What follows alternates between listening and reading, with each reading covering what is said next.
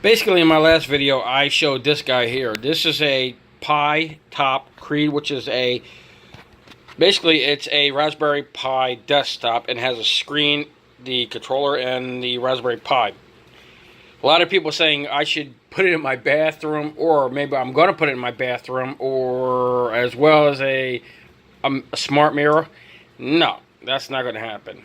Basically, what I'm going to use this for is actually to monitor my power wall. This is actually going to be my station here to monitor my power wall. And I'm making a DIY monitoring system, so it's not going to be a Batrium or anything else.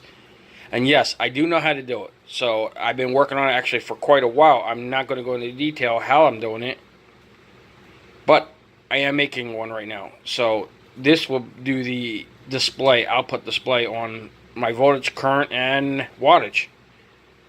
Not on the inverter side, but on the battery side for right now. I will do the inverter side later on down the road, but for now, this will monitor all the battery status. That's about it. We're going, everybody. Until next time, and I will announce the winners in the description below. Have a good one. Bye. Stay tuned for the next one.